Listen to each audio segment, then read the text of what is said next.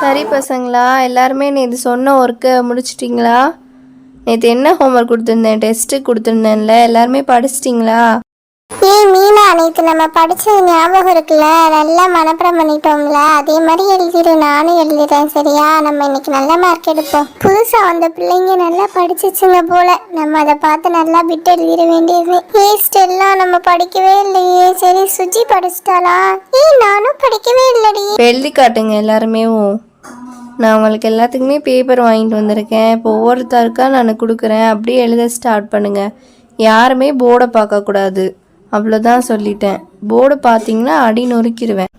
ஏம்மா, நீங்கள் பேகை பெஞ்ச் மேலே தான் வச்சு உட்காருவீங்களாம்மா? ரைட்டிங் பெஞ்ச் மேலே எதுவுமே வைக்கக்கூடாது. அது ரைட் பண்ணுறதுக்கு தாம்மா கொடுத்துருக்காங்க. எடுத்து பின்னாடி வைங்க. இந்தாங்க பேப்பரை பிடிச்சி எழுத ஸ்டார்ட் பண்ணுங்க. சரி, எழுத ஸ்டார்ட் பண்ணுங்க எல்லாருமே.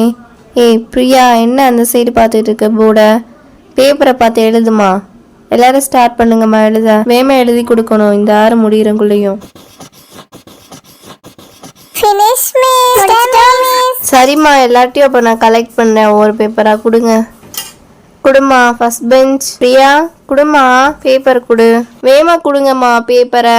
நான் சைன் பண்ணிவிட்டு மார்க்லாம் போட்டுட்டு தரேன். இந்த தடவை விட்டுருவேன் நான். இந்த தடவை ஃபஸ்ட் டெஸ்ட்னால உங்களுக்கு அவ்வளோவா நான் பார்க்க மாட்டேன். எப்படி எழுதியிருந்தாலும் பரவாயில்ல. ஆனால் நெக்ஸ்ட் டெஸ்ட்லேருந்து நான் இப்போ கரெக்டாக திருத்த ஆரம்பிச்சிருவேம்மா. Lunch bell அடிச்சிட்டாங்கம்மா. கொஞ்ச நேரம் வெயிட் பண்ணுங்கள். பேப்பர் திருத்தி தந்த பின்னாடி வாங்கிட்டு போயிருங்க ஒரே இதாக லன்ச் பீரியடுக்கு. நிறைய பேர் அப்படியே வீட்டுக்கு போய் படிக்காமல் பேகை வச்சுட்டு அப்படியே எடுத்துகிட்டு வந்திருக்கீங்க. அவங்க பேப்பரை பார்த்தாலே நல்லா தெரியுதுமா. சரி, இந்த தடவை நான் எதுவும் பார்க்கல. சரிம்மா, பேப்பர் திருத்தி முடிச்சுட்டேன். பேப்பரை வாங்கிக்கோங்க. அப்படியே லன்ச் பெல்லுக்கு கிளம்பிக்கோங்க.